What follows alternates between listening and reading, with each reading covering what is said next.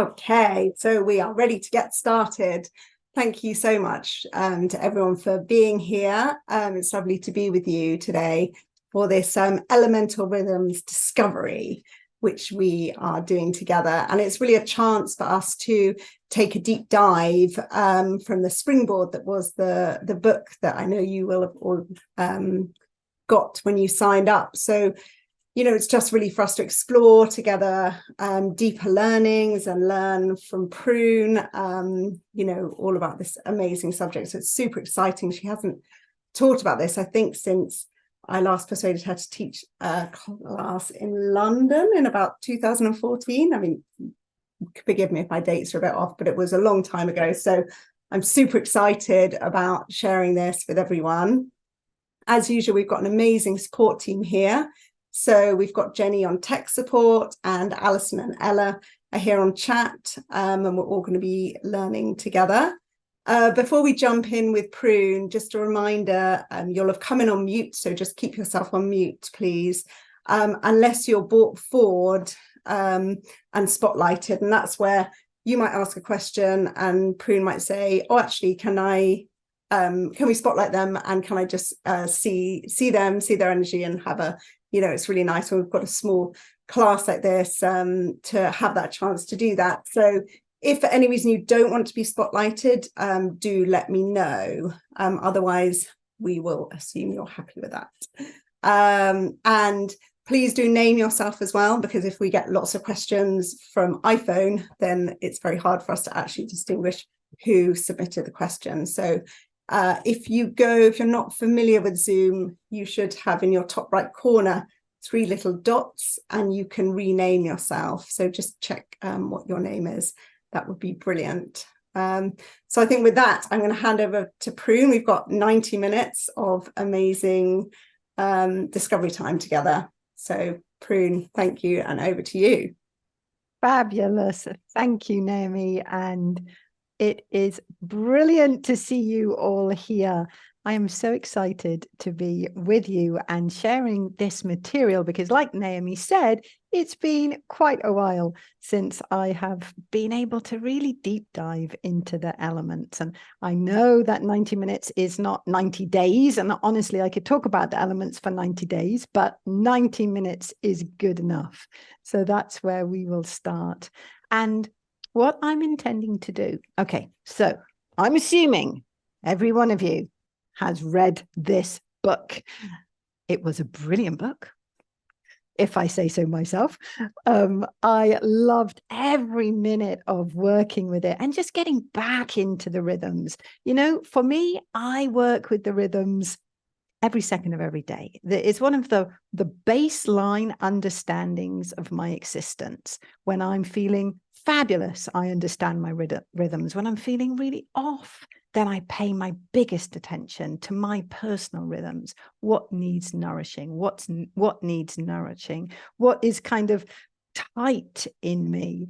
With my family, it's something we talk about. We've got my daughter Ella here tonight, who's part of the PH team, and I'm going to be asking her to share a couple of things as well, because it's one of the things that she and I absolutely love talking about, whether it's about our animals, what elements they might be, or how we are in our own elements. Or when she saw me wearing this red top today, she said, ooh, you're working on your fire, Mum. I'm like, yep, I needed to work on my fire today. I've got, we're in the middle of moving house. So that in itself is a little bit stressful, isn't it? Especially at the start of something like Alchemy of Intuition. But not just that, the house we're moving into at the moment, I don't know, 300 meters of the garden and fields are dug up for various pipe work that's going, which means mud everywhere. Now, I will tell you that I am an earth metal, okay? My biggest element is earth. And then right close to it is metal. So if we think about that, earth's like security, stability. Their home is their absolute safe space. So right now, my home is full of mud and workmen and mess. If we think about the metals, some of the super struggles of a metal is mess and chaos and disorder. So here I am, this amazing earth and metal woman, with both parts of that earth and metal being challenged. And it begins to tighten me. Yeah, the metal starts getting strained and stressed with that. I can't find my big, magnificent, earthy, safe space. I can't go in the garden because there's jackhammers and diggers and madness. So I go to my fire and I put on red and I wear my fabulous horsey necklace to remind myself that all things travel and this will pass too. And by bringing in that fieriness, I remember to look for the joy. Enjoy those crazy conversations that you can really only have with workmen, because we talk about the most incredible things. And to love the fact that this is us putting in ground source heat for our house. So we're helping the environment, and it's making my husband so happy to be able to do something deeply environmental. So a way of reframing the stress of now by working with the elements. So that's why my daughter noticed when I juiced up into some red today.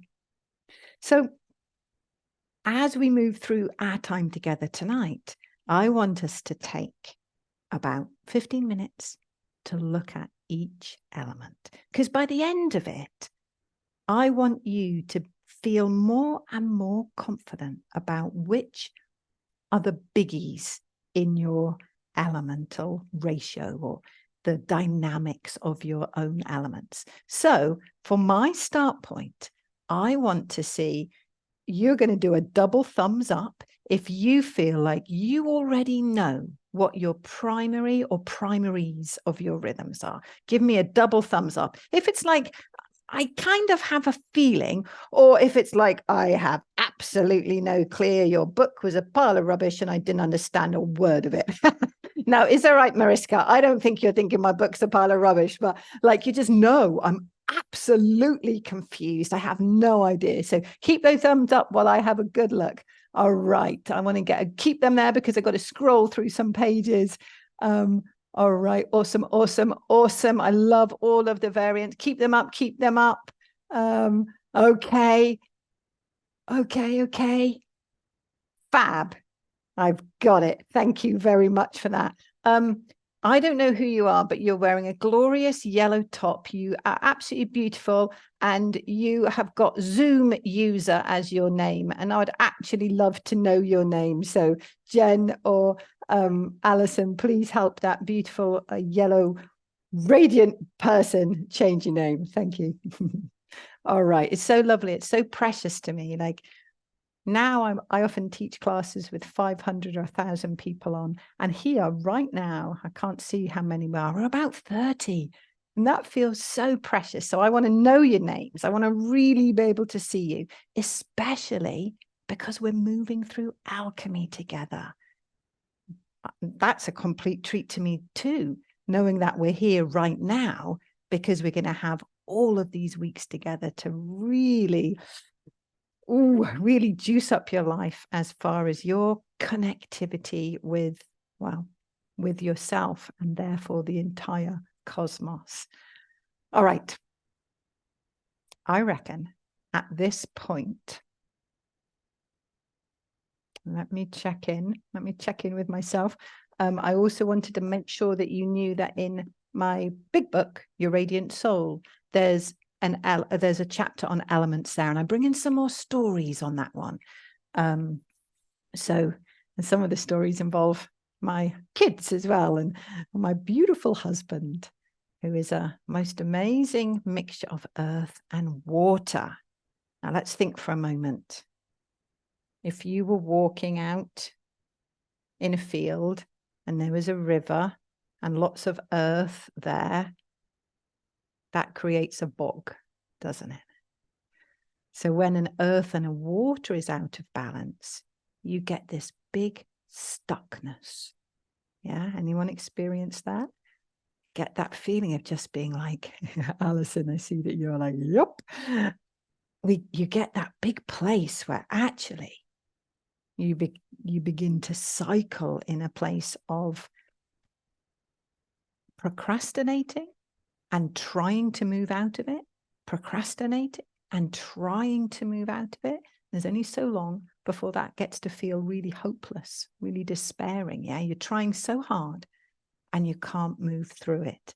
So if you happen to be a earth-water mix, then you will certainly resonate with that. All right, so let's have a little feel into Ella. I think at this point, I would love you to share anything that I'm calling on Ella here because she's kind of learned elements with me right from the very start of her life, because it's kind of part of how I experience the world. But Ella, if you could talk about anything you want to really, but especially what was important for you as you think about your journey with understanding the elements more and more and more, what was important to know for you? Okay. There's a few little bits, but I think the most important bit for me was that, like, don't limit yourself with what you know or what you think you know about the elements. Don't limit yourself or the people around you and like what you think of them. Anyone who knows me and knows elements know that I am a big lover of the woods. I do wish I was a wood most of the time, which my brother likes to remind me of because he is a wood.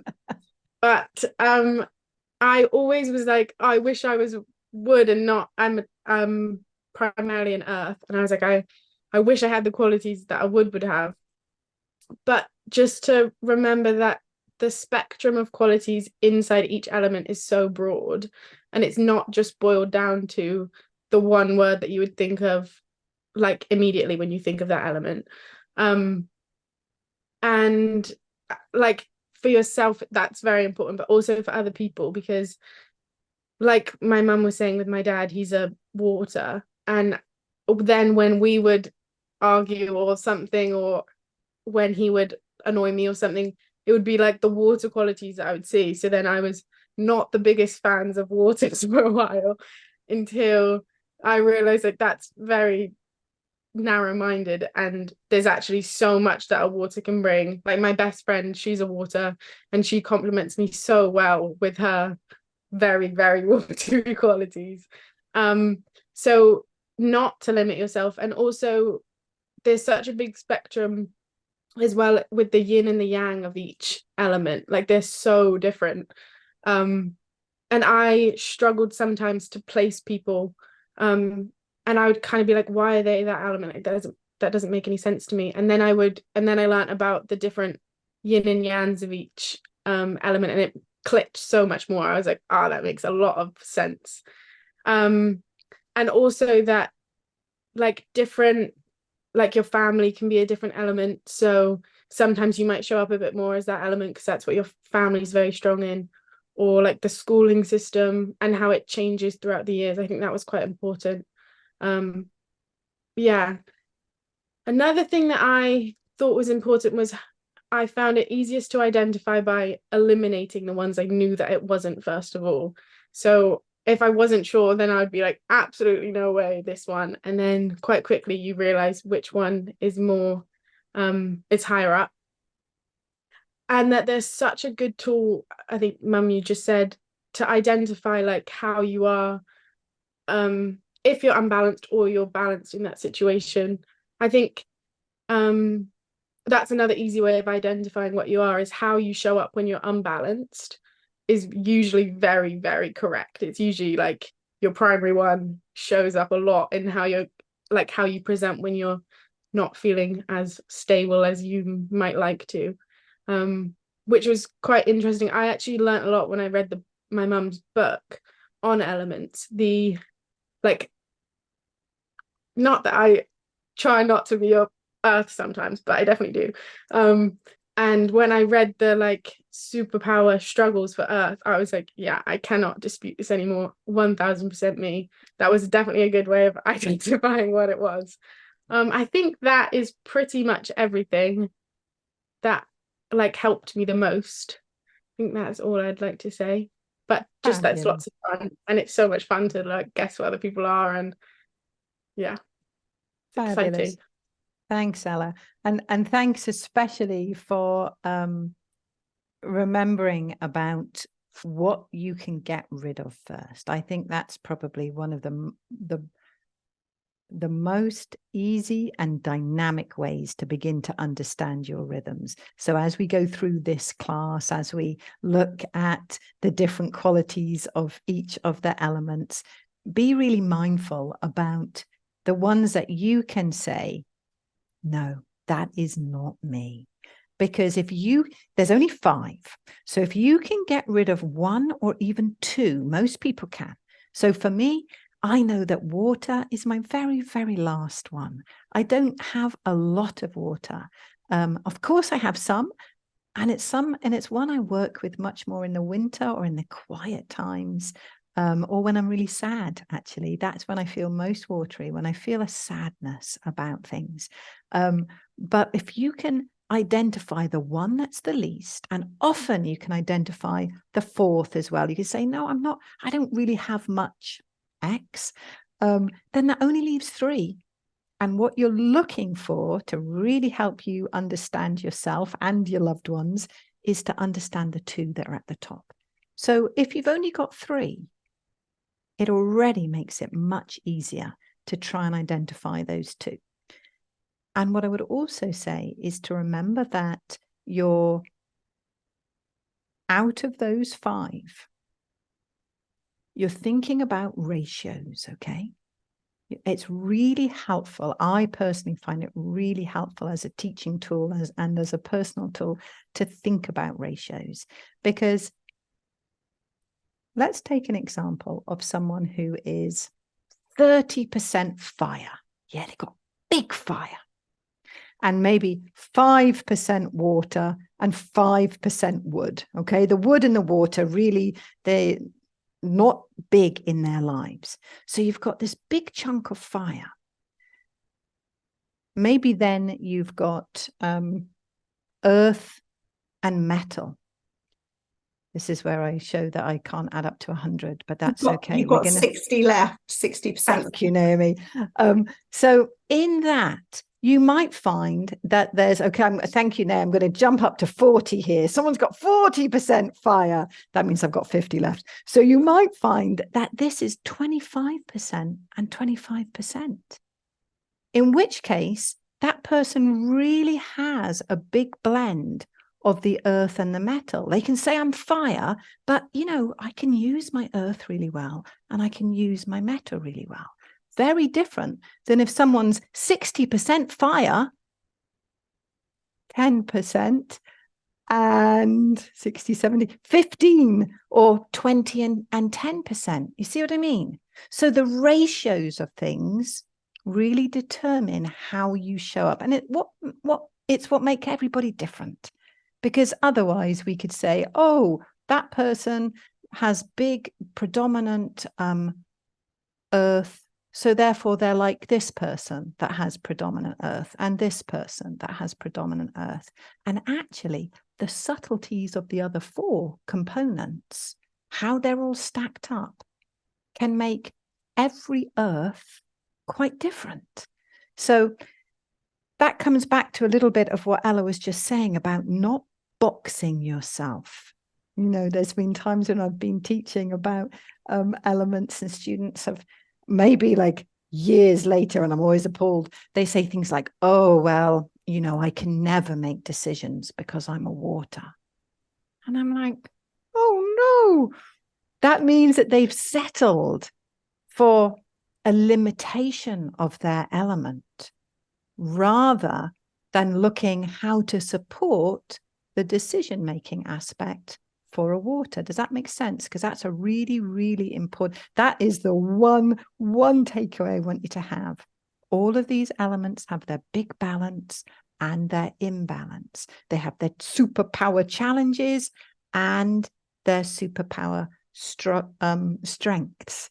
So looking at the challenges is a way to evolve them in your life. That makes sense to everybody. I want everybody to be like, yes. I don't want anyone to justify, I don't want a wood to justify being angry and judgmental by saying, oh, well, I'm a wood. All you're really saying is I'm a wood out of balance. If you use that to justify it. That makes sense to everybody. Perfect. Thank you for the nodding heads. All right. This is brilliant, Prune, and I feel like I have so much to say, and Ella probably could teach the class herself. No offense. But we're not going to do that. We're going to stick with Prune because that's who we came to see. But with your example of water and decision making, maybe you can have a chat to us about water and that'd be great. Fabulous. Thanks, Naomi. So let's have a little look at water, because I want to start with the archetypes, because in a way I want to make sure that you know what I mean by the archetypes in the book. So the archetypes of water that I've put down are dreamers, philosophers, poets, visionaries who bring forward understandings from the imaginal realm. Okay. So we get this sense of waters as being the ones that swim in their imagination, the ones that swim in the cosmic soup all around us. Think of waters and swimming in the world. They swim, they find essences, they craft them into words or works of art. I've noticed with waters that they're either really good with words or they're absolutely hopeless with words, but they always get the essence of communication. So they're the ones who might make sculptures or creative painting instead, because words aren't their vehicle, but they have a vehicle to express their deep, deep wisdoms. And often with waters who aren't wordy, they can feel like they don't have a place in the world because they can't operate at the same speed or effectiveness or efficiency that is valued in our very fast-paced, very woody kind of society. So some of the big challenges of waters is being able to really accept themselves, because mostly they will have been told at school often that they were even stupid. Yeah. They weren't able to answer the questions quickly because they were still thinking about it when all the earths had raised their hands, because of course they'd done their homework because they wanted to make sure that they did the right thing. So of course the earths are all right there, ready, desperate to do the right thing, to make that teacher happy by answering the question. So they're up there. The metals have studied very deeply, and they are also raising their hands. The woods may or may not. The fires, absolutely not. Unless this is a drama class, they are not going to be putting their hands up, unless they just feel like they should and they want to just for the drama, but they don't have the answer. But the waters are still thinking about it. They're still really making sure that they understand the depth of what the teacher is actually asking. So they get missed. They get missed from those deep, deep places of profound reflection and creativity. So who here feels like water is big in their energy system? Give me a thumbs up if you feel like you have big water. Oh yes, I see a few of you. Marion, I see you saying maybe. Could we get Marion, are you happy to be highlighted? I would love us. Yes, let's explore a little bit about Marion's energy field. Jyotish, I see you there and I see your water. Hi, Marion. Hi. I'm really glad that you are here. All right, tell me why you think that there is maybe some big water moving in your energy fields. Well, I've read your entire book. I've read the books of elements. I've read the soul color book, and I still like I find myself everywhere, or so I think it might have to do with the ratios you were saying. Yeah. Plus I've studied like other systems, and so when I try to get a feel of what my energy is actually, so energy is moving, so depending, on how we're feeling that day, then it can be totally different than the day before, and I also studied archetypes. So for example, the dreamer, I studied a system with 12 archetypes, and the dreamer was definitely a top one for me. Yeah. The thing you quote in your book of being reproached by teachers, that in French we have a saying, it's being in the moon for daydreaming. Yeah. So all my childhood I've heard that I was on the moon. So that's a given. And during my teenage years, like as a child, I had like this really big imagination, like people were wondering where my stories were coming from. And as a teenager, I discovered that when I was listening to music, I had like entire sort of worlds showing up, like imageries and stories. And so the dreamer does speak to me in several ways. Also, I have a natural affinity with trance states that I've discovered when I studied hypnotherapy, and I discovered it was actually my familiar state. I just didn't know it was named like that. Yeah. So I do have affinity with dreamers, but then I also have a really strong connection with fire, but yet I'm not sure I've got a fiery temperament. I can find myself in some earthy things, in some metal things. I really don't know. Okay, cool. So can I talk about your energy? Yeah, please. Okay. So I think one of the really awesome ways to think about our own energy fields and others is to get curious about the direction that we tend to experience our energy through. And in a way, sometimes that's easier when we look at other people, because inside ourselves, there's so many different layers and ways of experiencing. But in our kind of quiet times, when we're able to kind of get a sense of our pulse, get a sense of the rhythm that we operate within, then the very first thing I see when I look at you, Marion, is that your energy is very spherical. It holds an incredible field of connection. And so with absolutely no hesitation, I say that Earth is your primary. And also, and this is a really, really big clue for all of you, everyone heard Marion say that like some days it's different, that you really kind of feel that whatever situation you are, you present to it differently. That is an earth skill. You'll never hear a wood saying that. You'll never hear a metal saying that. You probably won't hear a water saying that. What am I left with? Fire.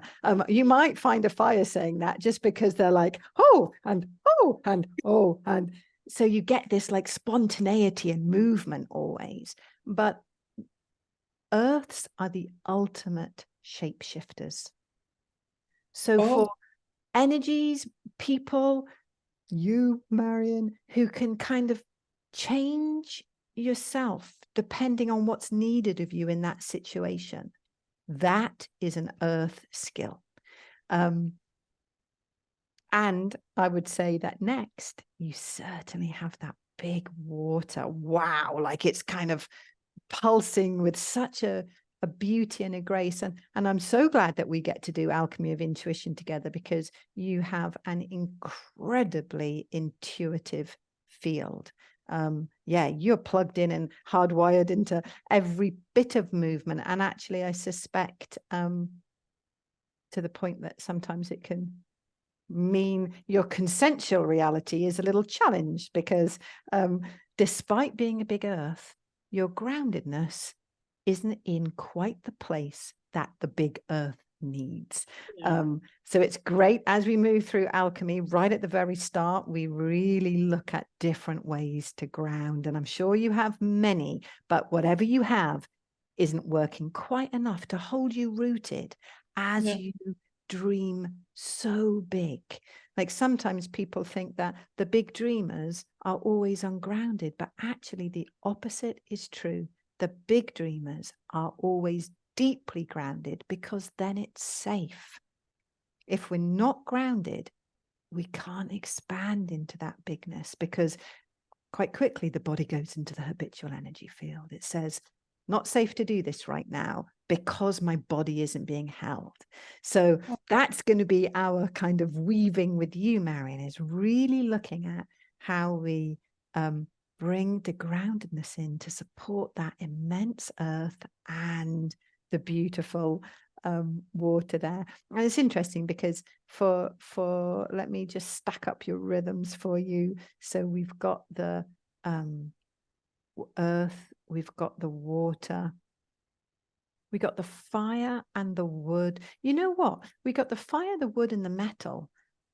Very, very able to move, very able to kind of switch order, which means that they're all. So if we think of the ratio, darn it, I should have written out these numbers for me so I could look at a chart. If we think of the ratio, it's like 30, 30. I'm saying earth and water, very, very big. You know, we might have 35 and 30 or whatever, but big, big, big. And then equal, small, small, small. The wood is probably the slightly least, but is kind of, and that's another earth skill. Earth's, because you have the shape-shifting ability, often you find that the elements are stacked up in a sort of supportive way. Okay, so lots for you to think about as we move through alchemy. Yeah, thank you so much. It's funny you talk about shape-shifting, because in one of the training I shared with Alison here, that's called Feeding Your Demons, we have this part where whatever problem we were working with does transform into an ally. And like, really the vast majority of my allies were shapeshifters. Yeah. And now listening to you, it does make sense. I was wondering where it was coming from. And that's so interesting. So thank you. That's so helpful. Thank you very much. I'm so glad. And also, seeing as we're talking a bit about earth, one of the earth archetypes is the witch. And you hold that beautiful, powerful witch energy. And of course, that's also about shape-shifting. So yeah, it's big and it's glorious. So yes, thank you for coming forward, Marion. So much. Bye-bye. I think that is my cue to step in before we start going down the path of witch. I'm going to ban any questions on witches in the chat. But I'm going to ask a question from Heather, so which may be a secret segue into wood. Let's see. But she's saying, can a wood be an introvert? Because she's identified as a wood and gets that, but sometimes feels like she's masquerading as a wood. And she feels like she might be a secret water, and she doesn't feel at all like Tom Cruise. Oh, that's brilliant. It's a sort of water or wood question. Yeah. Well, I think we probably need a spotlight there so that we can make sense of that question. But essentially, while Jenny, you're pulling her up, then yes, woods can be introverts, definitely. Comes back to what Ella was talking about there. Hi, Heather. Comes back to what Ella was just talking about the yin and the yang of different elements, and how much wood as an energy is a yang energy. But we can have yin representations of that yang energy. And this is where it gets really, without throwing a whole confusing spanner in the work, is get really exciting, because it can dramatically change our experiencing of the element. So let's have a little look. Heather, tell me how you feel. Tell me if you could guess or know your primary two, which ones would you say right now? So I have to say that the elements have always been so hard for me. I went through 2 years of Donna Eden's coursework, and my hardest and most wonderful teacher said to me, this is your Achilles heel. So I'm so excited to be on this course. Everyone identifies me as a wood, and I see that. I get frustrated easily. I like to do things. I like to move. I identify a lot as a dancer. I grew up as a dancer, although I'm not able to do that right now. But I also feel like, and I if I see an injustice, all introversion is gone. I mean, I would put myself in situations before that maybe weren't the safest because I saw something. But I feel sometimes I feel like a water, like, but I feel blocked. I feel like I like to work with my hands. I sew and knit, but I sometimes feel like that creativity is kind of stuck. And I also feel like I wanted to identify as an earth, not as a metal or a wood. And my sister, who knows me really well, said to me once, it surprised me. She said, you can talk to anyone. And I feel like I have that shape shifting. So I don't know. I don't know. Yeah. All right. Fabulous. Fran, where are you? I want Fran to come forward. Jenny, can we spotlight Fran? Awesome. So Fran is a member of my amazing team. And Fran is a secret expert in elements because she was trained in acupuncture. And Fran is a wood. So Fran, I want you to wipe clear anything that maybe would like in your understanding. What can we Heather, can Fran and I talk about your energy? Please. Okay. Fran, what are you perceiving? Oh, I'm immediately going, Heather, we would have an awesome chat. We would chat about stuff. There would be no umming or ahhing. We would get to the point. People around us would probably be like, oh my God, they're so intense. They're talking really loudly and it's really staccato, blah, blah, blah, blah. Yes. And we'd have a lovely chat and probably stress everyone else out. Yes, I'm very, very passionate about things. And sometimes I go on a little too long. And somebody said to me once, you could give the condensed version. I'm like, no, but it's more interesting. Yeah, that's brilliant. Yeah. Fran, if we say that there's some beautiful wood in Heather's system, where would you put a secondary there? Well, I kind of feel like fire. Oh, do you? Yeah, I sort of, just the way that you're talking and you're lighting up. Fires, when I've sort of in the training that I've done, because it's that flame, but the flame can be up and then down and then up and then down. So you can be talking to someone who's a fire and they can be almost like, oh, because their flame's gone tiny. But then you give them something to light their flame and then their flame goes and down again. So I'm just sort of picking up a little bit of that. And also the dancing, that kind of makes me feel like you're expressive and, but I don't know. I can't see anything, so I don't know.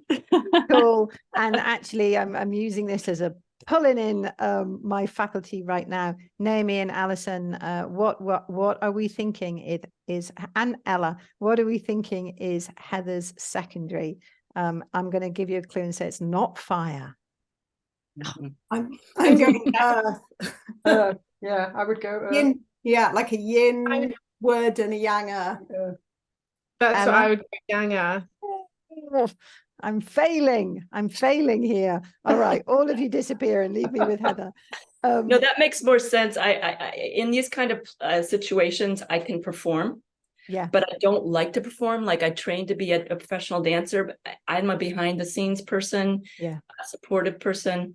I love to be around creative people and be creative, but I don't like to perform. So I think that's just, coming out. I'm going to tell you, Heather, there's very deep reason for that. And that is because as far as I see your energy, your secondary is metal. And so that metal lights up the wood and keeps the wood in check. Like, it's a beautiful dynamism. Metal dancing, anyone of you in the group now who is a dancer or no dancers, generally you can, of course it's a generalization, but let's work with that. They're great teaching pathways. Dancers are almost always going to be fire or metal. Metal, Because, ballet. yeah, exactly. Ballet, like the if you were a flamenco dancer, we might move towards fire, but you might still be metal. Like dancers, the rigor of the training, the desire for perfection through creative form, that is a metal expression. So I think that metal is really, it's really supportive. And so when we think of wood as a yang element, then we think of metal, it's one of the really deep yin places. So now we've got this interesting dynamic between the passion, the warrior justice that you were talking about. If you see an injustice, you will step into that with that beautiful warriorship that wood holds so strongly. You like engagement, you like that dynamism, but actually behind it all and supporting it is the introvert, is the inner, is the reflective, is the behind the scenes. So it's a gorgeous, and I tell you how, for all of us, I'm going to be already training you in that understanding of perception. When I see your energy, Heather, there is a length to it. There is a tallness to it. So the direction of the energy is very it's like the pole, like the energetic core, and that is always metal. So that's kind of a key there. And then if we think of the rest, we've got earth sitting behind that one. Yeah, so I'd say earth is your third. What have we got left? We've got fire and water. Oh yeah, water. Thank you, Alison. So we've got that big earth there. I'm going to put water, then fire, in that configuration. And remembering for all of us, even if your fire is tiny, you can still access it. You might be with really good friends and just be lit up with that fire and loving every part of that social engagement. Yes, you're a wood metal experiencing your fire, but you're still experiencing that fire. So remembering the kind of fluidity of everything. But that is how I'm really glad that you brought this question forward, Heather, as far as the movement of wood as an introvert.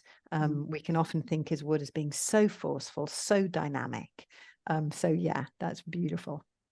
Great. Thank you very much. You're very welcome. Now, what I want to do is look through everyone to find a yang wood. If you think you are a wood, give me a hand so I can have a look. Yes. And also, Prune, maybe you can tell us a bit about the archetypes, the wood archetypes. Oh, yes.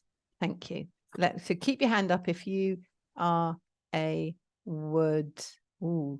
Yes, fabulous, fabulous. Just keep them up so I can see. What? I've only got 2 people that think they're woods on this group. That is a gross underrepresentation of the wood energy. All right. Let's have a look. Donna Blackwell, will you just look at the screen? Yeah, cool. I want to see what that. Oh, there's some beautiful wood in you. Absolutely glorious. Can I talk? Can we talk, Donna? Sure, yes. Fabulous. All right, oh, brilliant. Okay. So Donna, fabulous to see you here. And what if you feel like you have a couple of primaries, tell me what you think they are. Well, actually, I do think I'm probably a wood. I'm very much justice oriented, very vocal when it comes to that. I guess as a kid, I was more introverted than I am now. Yeah. I'm out there in the world a lot.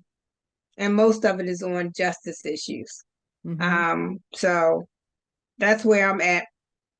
Yeah. But yeah, that's where I'm at right now. And so it's just and it feels like it's taking over my life now. If I don't do it, if I don't do it, I get all messed up. Yeah. I don't know how else to say it other than that. So Yeah. I think that's a very strong part of me. And then I throw in some fire. What else? I think water would probably want to be one of my last things. I don't do too much dreaming. I'm trying to. That hasn't that escapes me at the moment. So yeah. I love that, and absolutely spot on. Your wood is magnificent. And also, I tell you, one of the reasons it's so magnificent and it's driving you hard at the moment, Donna, is because it looks like it's recently come into balance. The last 6 or 7 years, your wood has just said, now is the time. Maybe before that, various experiences your life saying, don't quite show up in your fullness. And now, wow, it's been waiting and it's kind of burst forward in your life. So your wood has come into balance and it is absolutely leading the show. And I love that, because with the fire behind it, I personally feel very grateful that you are doing your work in the world, because that combination of wood and fire, it's like the fire stokes the heart that keeps nourishing the courage. Woods are incredibly bold, but sometimes they can have to get almost callous to keep doing the work that they're showing up for, because often they're pushing the edges of the world. They're pushing the edges of society, and that gets exhausting. So there has to be almost like a I don't care about the rest of you, I'm doing my work. That can come into woods when they're really driven. But with your big fire behind it, you're going to be fueling the compassion. Woods are deeply kind, and the compassion of your fire is going to be right there feeding it, and the wood would feed the fire and the fire will feed the wood, and then the beautiful earth behind it to say, actually, I'm showing up in my fullness because it's so needed in the world. Absolutely beautiful. And, you know, I think all of us, as we have witnessed, as you've been talking, we feel your energy. We feel that's a very wood energy, when, like, for me, it's leaping out at the screen at me, and I feel it kind of surrounding, and I'm inspired by it. Woods are deeply inspirational in their passion. So that is an amazing force that you're bringing forward in your world. Yeah. Well, thank you. I needed that because it's just a lot to do, and I try not to get bogged down in it, because it can be very overwhelming at times. Yeah. And you know, I even took a break from my social justice work for about almost a year. Not quite. I couldn't stay out of it that long, but it was almost. So yeah, but it's something I feel like compelled to do. Yeah. And one of the ways that you can support in this situation, like, because as a wood energy, it can get so, what's the word? It's kind of blinkered, but that's not quite the word. It's like woods, when they're really passionate and when they're committed fully, it's almost like the tunnel of their pathway can get so insular that even remembering to breathe can go out the window. So when you've got this beautiful wood and fire mix, then nurturing the fire, making sure that there's lots of laughter. If you haven't heard yourself sing or laugh, or you haven't danced in 24 hours, that's a red alarm. Yeah, that means sort that out. Find the person that will make you laugh, or listen to that silly show that you love and you can just put your feet up and listen to it, or turn on your favorite music and dance for 20 minutes. And the wood will just unfold back into balance then. So understanding how to kind of bring in some of that joy of the fire will keep the wood fluid instead of it beginning to feel like, you know, there's a beautiful phrase that Orland Bishop uses, and it's really powerful in my life. I remember when I first heard it, it began to transform things. And he talks about making the burden light. So when, for all of us, when we found our like passion or commitment, if it feels heavy at times, and as a wood, it can feel heavy at times. If it feels heavy at times, remember, how do I make it light? How do I absorb it so much? How do I love it so much that it becomes a joy in life? And then that fire will kick in for you. Yeah. Okay. Fabulous. Nice. Oh, thanks, Donna. All right. That's a lovely segue onto fire, Prune. I know, but I never got to the elemental archetype. So let me read what I've got here. Warriors. And when we just heard from Donna of her warrior, that social activism, yeah? So activists, adventurers, community leaders, and catalysts. Catalysts. The woods often are the ones willing to stand up to say, this needs to change. And right now, that's a very precious energy in our world. Yeah. So fabulous. Yes, Naomi, we need to move on to fire. I am aware of this. Would you like a question to take you there, or do you want to speak a bit about it first? I think let's start with the elemental archetypes. And also recognizing, Donna, you were the perfect person because, of course, we had the fire in there as well. So the elemental archetypes I've got written down here are the magicians, the dancers of life, and the lovers. And by the lovers, I mean those people that experience the passion, and that may be physical passion for another person or people, but it can also be passion for life. Yeah, those amazing kind of creatives that can dance through life, always experiencing the beauty, maybe until overwhelm and panic kicks in, but they'll find the beauty really quickly again. So that place of the magician, of being able to take whatever their day brings them and craft it by finding kind of the magic of life, not settling for the mundane, not settling for anything that involves drudgery, because they know they can't, that actually it would smother their soul. So it's not even a choice. For the rest of the elements, it's a choice as to whether we accept conformity or show up to mostly please others in our life. But for a fire, it's not even a choice, because even getting close to it will bring such panic in their system that they'll always have to move away from it. So they find these kind of threads of the magic of the world, whether that's just laughing and loving the sun or that little flower or the thing that they're wearing that day. So they bring that joy and passion into the world and touch everybody else with it.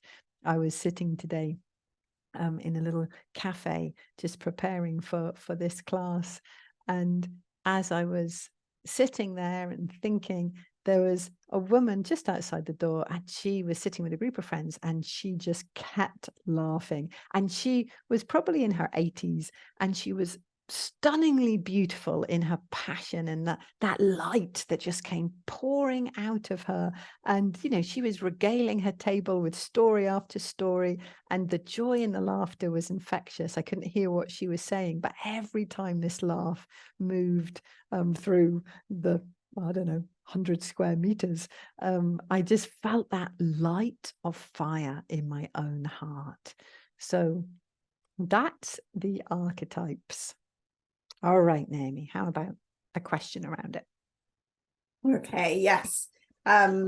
Yes, we all love fires for their, you know, when you're together at a, you know, like a party, or, you know, they're always just like super fun to be with and just lovely laugh. So this kind of is this question is sort of going to be, it could be a earth or a fire question. So let's see. But it was Katherine saying she'd been a bit thrown off by the discussion with Marion, because she thought she was going to eliminate earth. You know, we're talking about eliminating the two. But then she says she's incredibly skilled at adapting, and she works as a doctor, so very much at people's service, but she thought she was a fire, wood, metal. So yeah, that's right. Well, we better have a look. That's Katherine. All right, fabulous.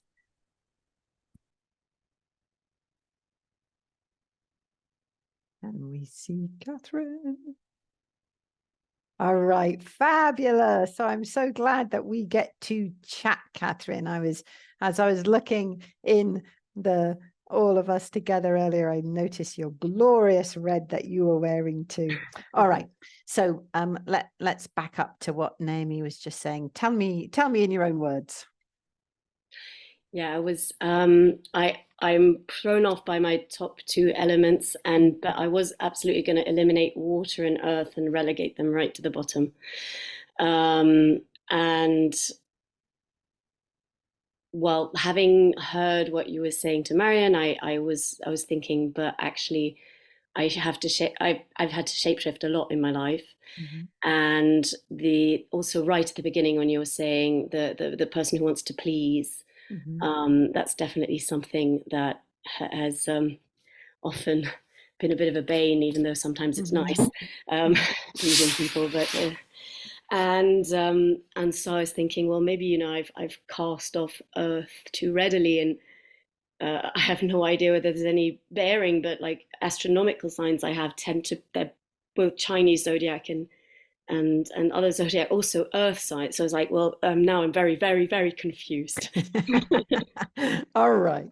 So what, when you were casting them down into the fourth and fifth, what were you feeling was probably most prominent in your system? In the moment when I was casting them down, in terms of how I felt. Well, I was definitely thinking that I can have quite a passionate and fiery side to myself, for better or for worse. And I was also thinking that for many years, until about 10 years ago, air was very, very strong, I think, in me. Very, it's very floaty, but not in the water way. Very sprite-like. I don't know.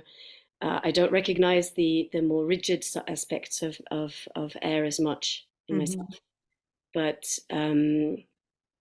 more the dancer. And yeah, so I was thinking of those two things. Recently, I've had to become a bit more wood, but I'm not sure that defines me. I think it might just be something I have to do at the moment. Yeah. I love that you bring that forward, that actually sometimes we are forced or invited. Our choices mean that we really have to experience and step into something that is not quite our natural way. And depending on how that ratio is aligned, then it might be an incredible strain, or it may not be. So kind of, I'm glad that you brought that forward, Katherine. So let's have a little explore here. In a way, you are presenting with something that I wasn't going to talk about, but I'm really glad that you came forward, because now I need to. Let's think about fire. Let's think about that kind of spontaneity, playfulness, playfulness, the love of performance, that creativity. Well, there is another element that houses a lot of that, and it's the yang aspect of the water element. And the yang water is quite different than the yin water. So as I've been talking about water, I've been talking more about the yin water. But the yang water, all right, you're not to get offended by this at all, okay, Katherine? But when I think of yang waters, often I think of a 10-month-old puppy that's just like so exuberant with the joy of life, like ready to explode into joy at any minute. And then suddenly is asleep and sleeps for 4 hours, and then wakes up and is ready to go again. That yang water is very big in your system. So it means that you have that capacity to experience the passion and the enthusiasm and playfulness of life, but it's not in a fiery way. You can bring in that sort of, you said the word sprite. Yeah. That is really a beautiful way to describe that yang water, because it is otherworldly in some ways. It doesn't follow quite the rules of fire or quite the rules of water, because somehow it has this sort of, when we think about water, did you say you were a doctor? Yes. A medical doctor? I'm a medical doctor, but I also trained as a singer. Yeah, cool. So you're bringing in that creativity there. But when we think of water, the two component parts of the element of water are the kidney, which is the yin organ, and the bladder, which is the yang organ. And that bladder, so that bladder energy is very linked to your nervous system. And so that's why yang waters, the bladder waters, can sometimes feel very fiery, because the nervous system is electrical, but it's all housed in this place of water. And actually, so let's just kind of give you your stack there a minute.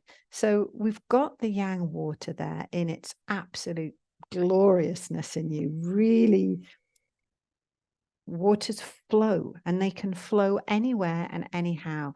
They can carve what needs to be carved in the world. It may take a time, but they can carve it.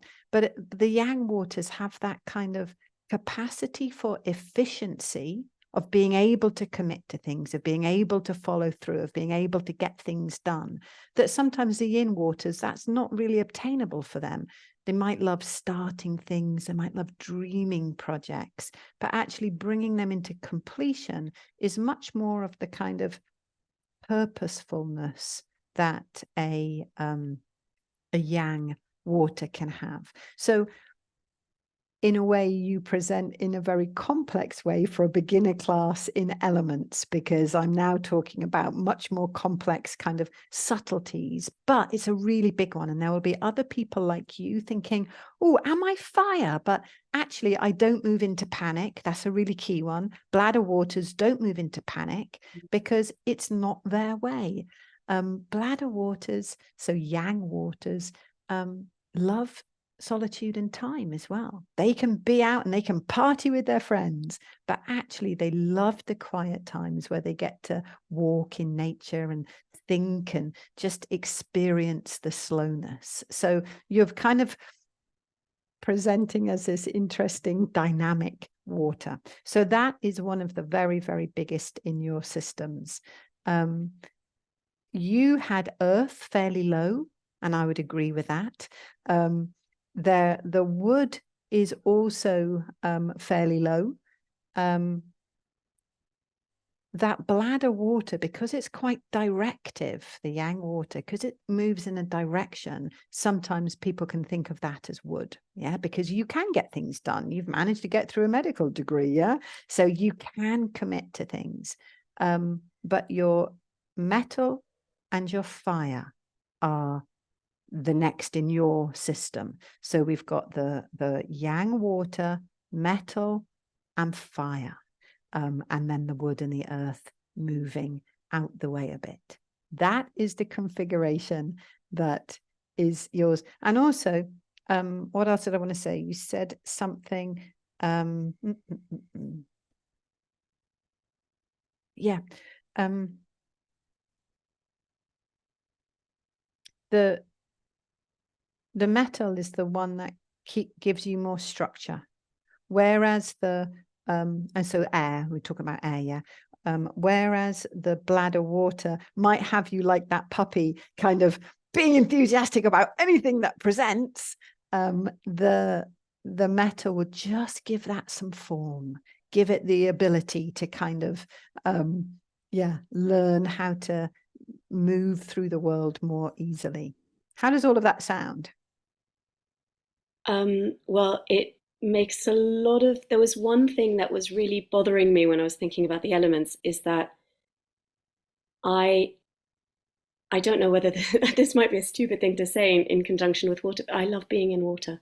Mm-hmm. I love seeing the water. I love being in water. I love feeling the rocking motion of water. And I was like, well, how do I square this with what I'm thinking and relegating it to the bottom? Yeah, yeah, exactly. And that's because everything that you were hearing from me, most of what you read in books about the water element is very much the yin water element. Because I think the reason for that, Katherine, is that for the most part, that aspect of the water element is far more common in our configurations. Yeah. So again, we have to talk generally here. And generally, that yin water is far more identifiable. But there are indeed wonderful, special people like yourself who work with that playful yang water instead. Thank you very much. All right, you're welcome. Thanks for coming forward. Okay, Naomi, so you didn't give me a fire person, I noticed then. No, well, so I'm just saying to anyone now who's just like, I thought I had a tiny handle on the elements and mind is officially blown, like, just if you can just hold this for a few minutes and just be reassured. Yeah. Yeah. Oh no, now I see so many of you holding it. But you know what I do want to say about the elements is I am now 50, and I first became aware of the study of the elements in my early 20s. And I don't think there's a day that goes by where I don't add a little piece more knowledge into that learning of them. So don't think of this, oh yeah, 90 minutes and I'm going to understand everything there is to know about the elements. This is a lifelong observation, interaction, play. Bring that spirit of curiosity into the elements. Observe what happens in nature elementally. Observe, take the information that you have and think about your nuclear family. Get curious. And the more that you apply your curiosity to it, the more that begins to feed in. And, you know, I think there'll be, if your journey with anything like mine, about 10 years in, I realized, oh, I had it all wrong. Some one piece of information came in and transformed everything, and I shuffled it all. So this is like an amazing, amazing life experience of understanding elements. What I brought forward with Katherine in the yang water is, if we think about the most basic knowledge as the very, very center of the information, and we went out maybe 2 layers there to explore a bit more of the yin and the yang, but there are as many layers as the universe is big. So we dance in and out of them. All right. So don't be overwhelmed by that. No need to hold any stress repatterning points, because we are going to be playing with this. And remember that in alchemy, we have modules that work with each of the elements. Now, I don't mean the elements as far as individuals, but the elements, the real elements, the vibration of the elements that are out there that inform those elements within us. So it means that every module we get to understand the elements more, which of course builds into our understanding of the elemental rhythms in ourselves and how we can adapt with them, how we can play with them, how we can support them. So this is just, take this as the kind of immersive taster to get you really excited about the rhythm, so that we can work through the next 18 weeks together.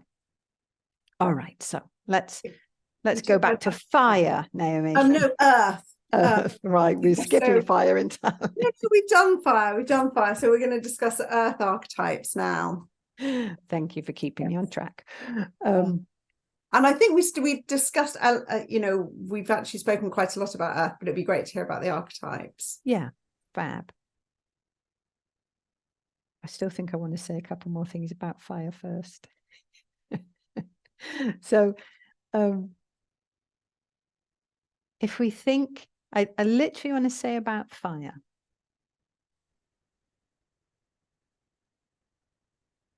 That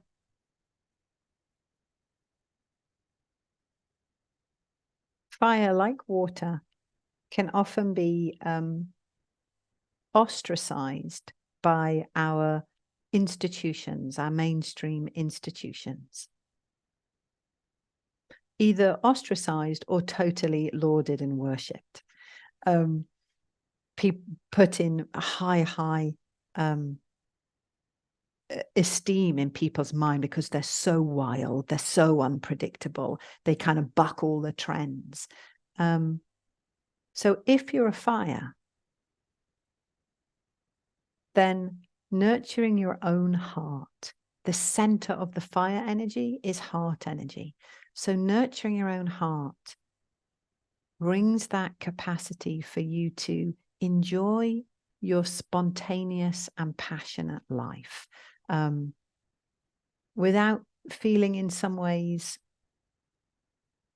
always on the edge. Because if a fire feels always on the edge, they lose their sense of belonging. And at that point, that fire can move inwards and become really destructive. So yeah, nurturing your heart's really important. All right, let's think of earth.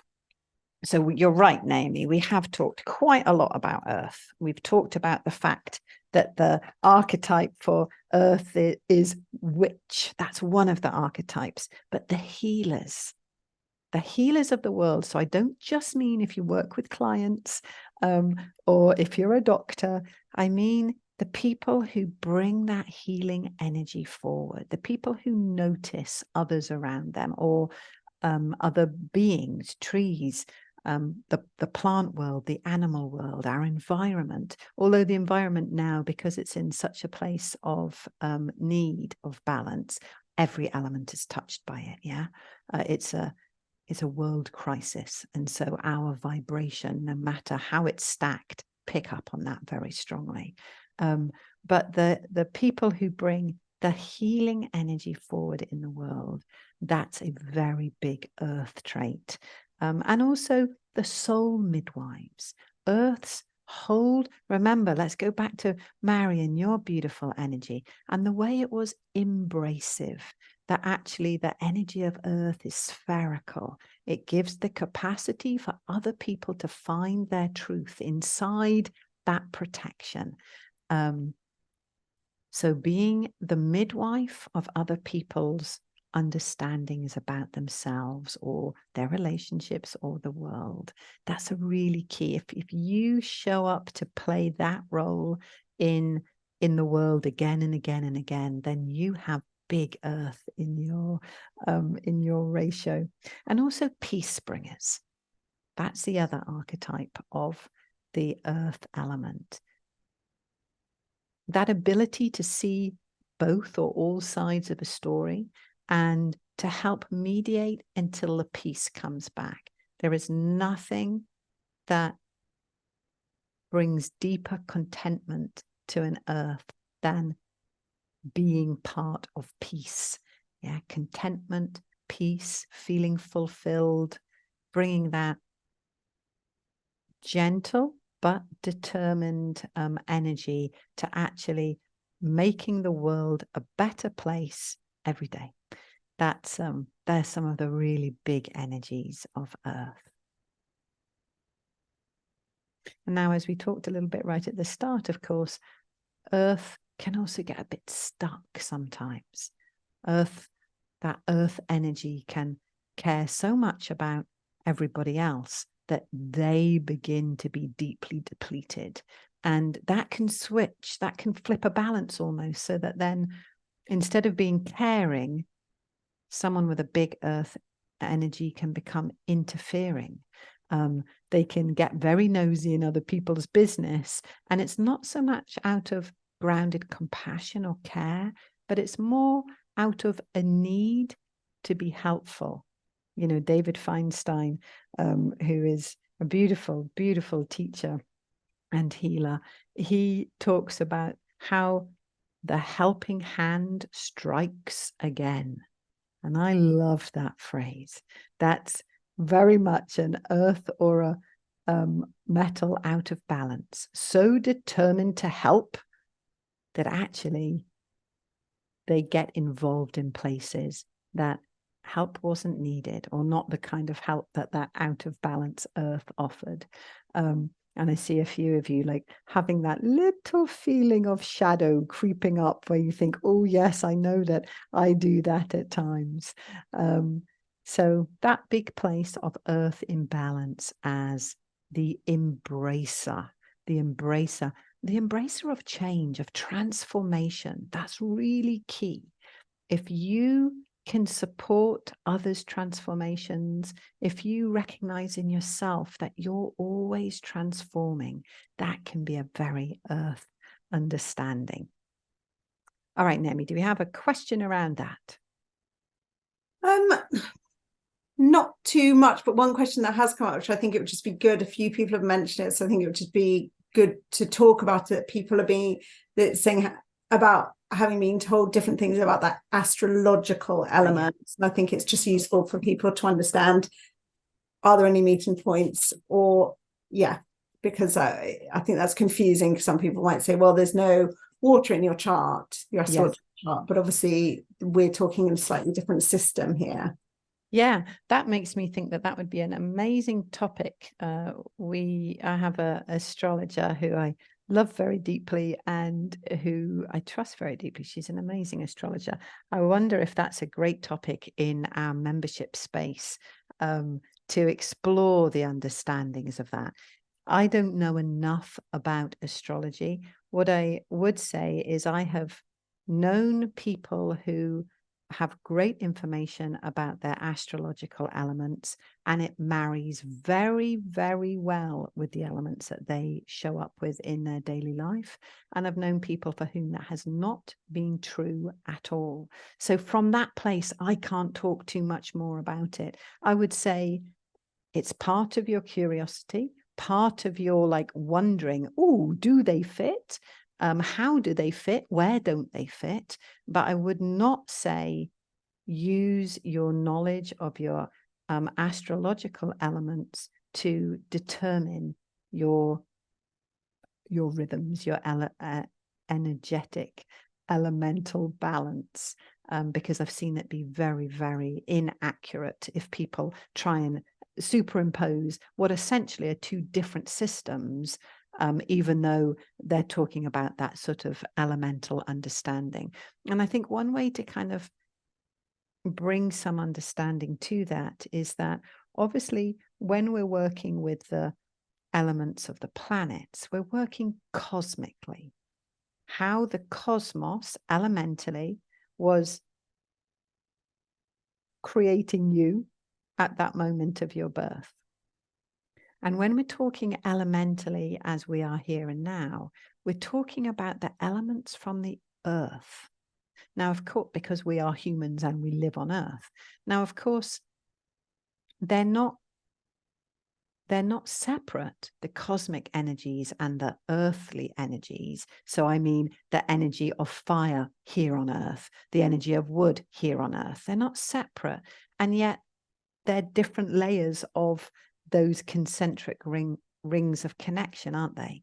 So that's why sometimes they can't be superimposed, because we're looking at slightly different levels of elemental vibration within the cosmos. And these are the ones that you are housing here on Earth. Hopefully that makes sense to you. It's great. So we're going to now go with precision and grace and ease and poise into metal. One of my favorites. Yeah. She says, as a metal. Right, let's have a look. Elemental archetypes. We already talked about the dancers. Yeah, that amazing grace. When we think about metal, let's think about grace. Naomi, you just mentioned the word precision, yeah? The elemental archetypes, alchemists. So that makes every single one of you metal in some way, because you are about to become master alchemists in your life. Spiritual leaders, people that have devoted their life to understanding the sacred. That's very, very key. Strategists, people that have the capacity for analytical thinking and understand the big picture. Social architects, which is kind of part of strategy as well, or the analyzing, able to understand if we are trying to create a better society or a better family dynamic or a better work system, then what are the component parts that need to be nurtured? What needs to be let go? So it's that place of always looking for the essence, always looking for that place of excellence, imbalance, and perfection out of balance. Who here identifies as a perfectionist? Yes, okay, you're all got big metals in there somewhere then. That place of looking for perfection, because you understand that at the very center of every being, of every experience, of every cell in this amazing world, there is perfection. You know that at a really deep level. You house it. You understand that vibration and you look for it and you want to bring it forward in people and in yourself.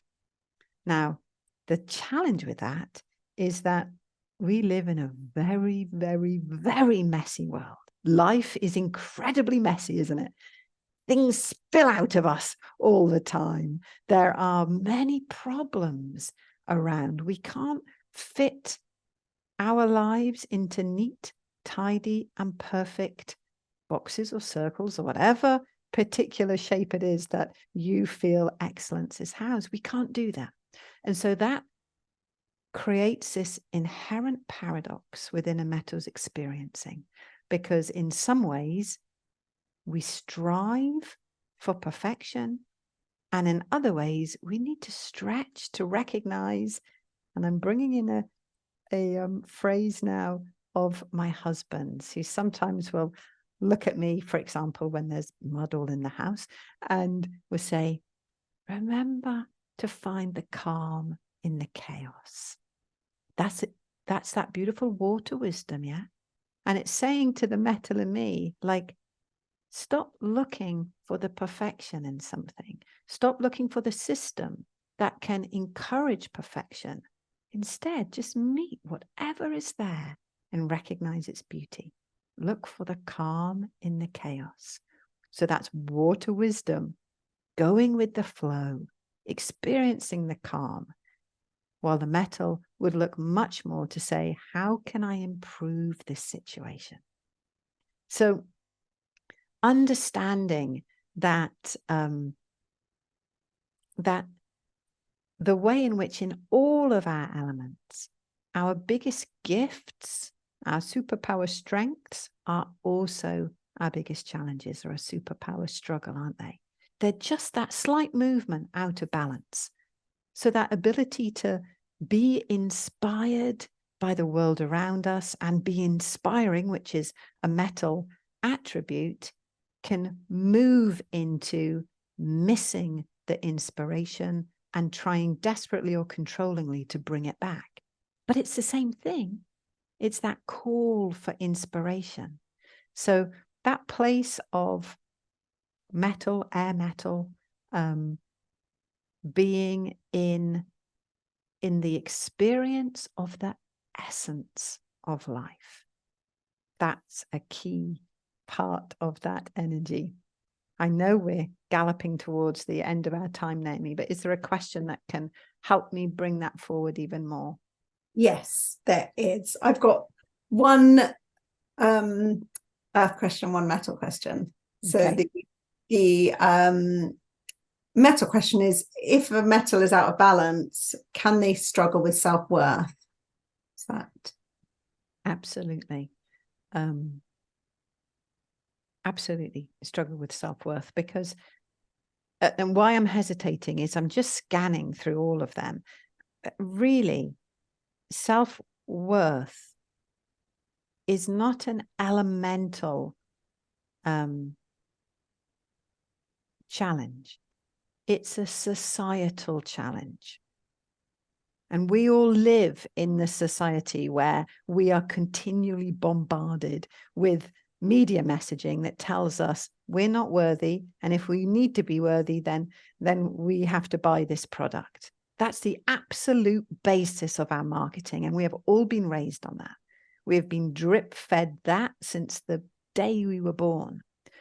So that place of self-worth can actually show up across all of the elements out of balance.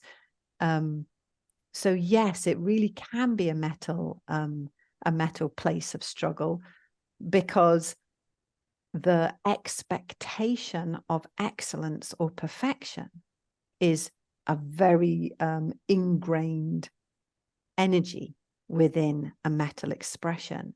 But if you struggle with self-worth, don't think that that means you're metal necessarily, because it moves through all of the elements.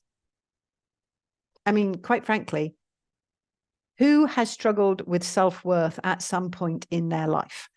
And I know every single one of us are going to put our hands up, yeah? So that shows a really good illustration that it's not an elemental issue. It's a cultural and societal issue. Great. And Jean is asking, I know you were, I think we were talking about, so if you're fire, working with your heart to really nourish it. So she's just saying, yeah, if you're out of balance as an earth, you know, what would you work? Obviously, we have the booklet has some information, but what would be, is it nourishing yourself? How would you look to do that? Yeah. So if you have that big earth,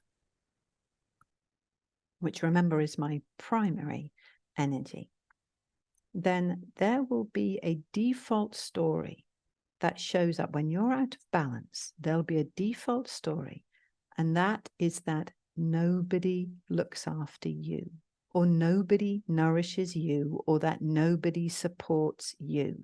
That's going to be where you go in your default, that you take all of this time to look after other people and nobody does the same for you. I remember very clearly being in my laundry room here one day. I don't know what was going on now, because that wasn't even relevant, but I was tired. I came in and the laundry hadn't been taken out of the machine. Now, let me say, I probably do one load of laundry a year because my beautiful husband takes that on. That's one of his roles.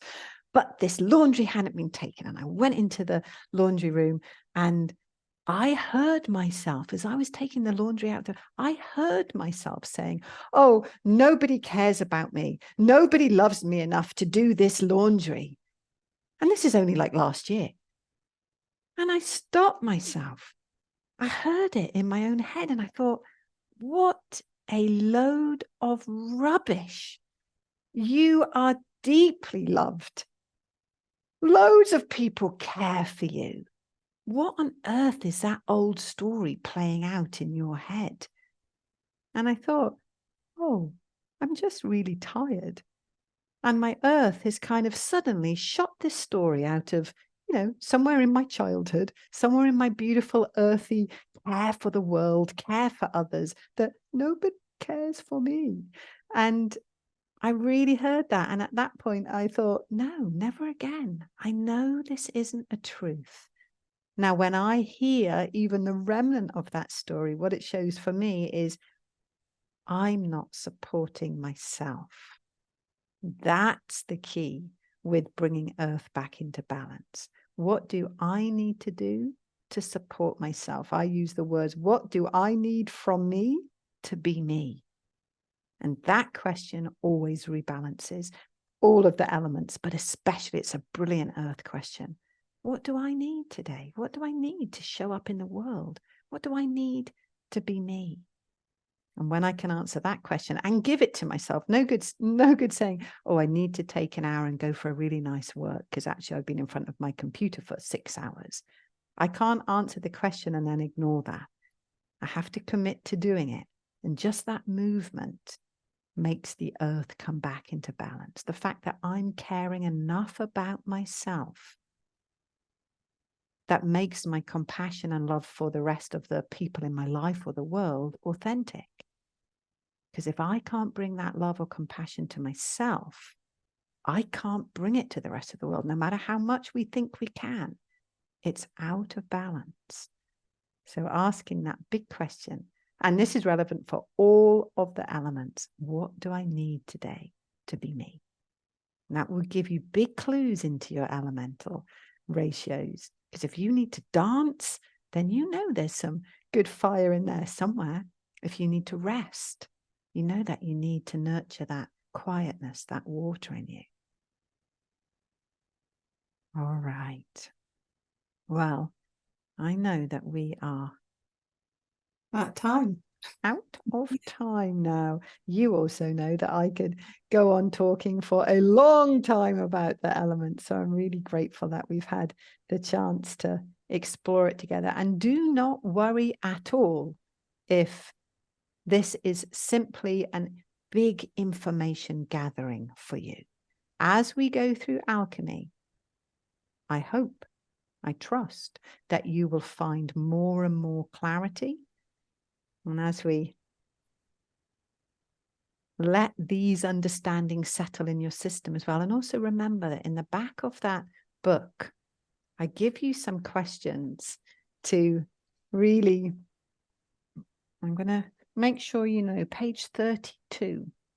Yeah. We talk about the archetypes there. Question: what symptoms does my body present with when I'm not in balance? That can give good clues.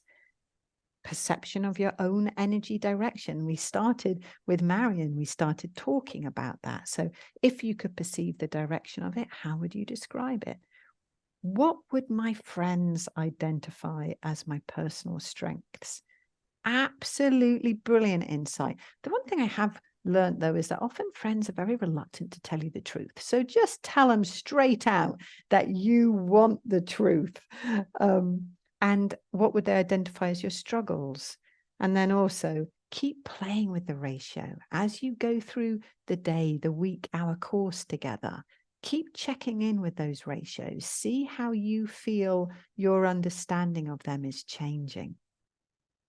All right. I'm interrupting to just say that was brilliant advice. Thank you very much. And that, I loved that idea of, eliminating. That's such a good way to start, and what Ella was saying about don't make assumptions, just keep being really curious with it. And the ratio is brilliant. And, it takes time, but the understandings that you get about yourself once you really understand your makeup, and your exploration and finding that is really brilliant. Yeah, and also remembering for all of us that the reason that the elements empower us, or understanding about the elements empower us so much, is that it brings compassion into every situation. It brings compassion for other people's struggles that maybe are struggles that we will never experience because of our elemental constitution, just meaning that we're never going to have those particular struggles. So we can't actually understand those struggles at an experiential level. But if we can understand them at an elemental level, we bring vast amounts of compassion to them, and also to ourselves. We understand how to nurture that compassion within us. So for me, that's the biggest gift: balance, empowerment, and compassion. That's what comes forward when we can understand our elements. And also, of course, for me, understanding our energy means that we can transform our world, not just our personal world and all of its imbalance and balance, but our collective world. Together we become so much more inspired and empowered. So that's why for me the elements are such a big passion. All right, I am going to share with you a blessing, and it's based loosely on a Gaelic blessing, but it's an elemental blessing that I use regularly, not quite every day, unless I'm struggling, in which case I use it every day to really nourish my system.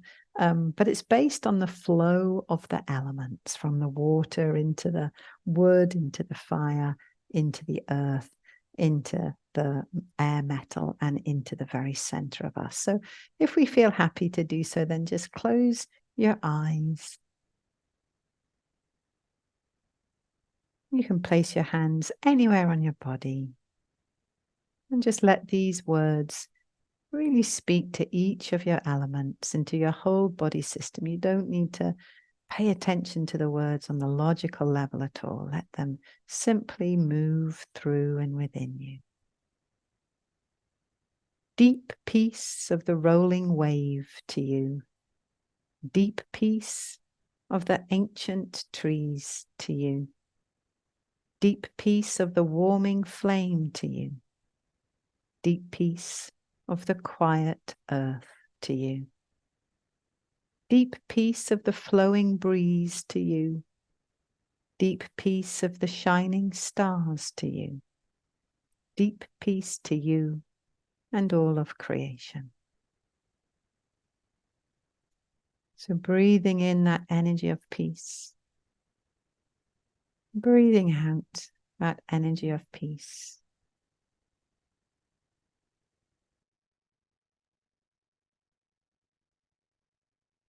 So thank you everyone for joining us.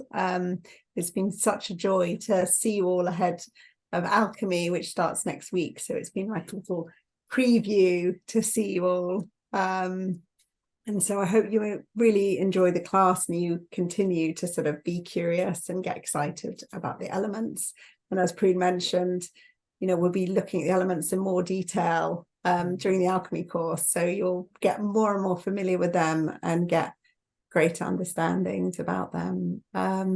So yeah, we'll be meeting on the 3rd of October at 7 o'clock UK time. So that's so exciting. So that's next week. And that's going to be our first Alchemy Live, which is just a welcome. And then the next week on the 10th, we meet again.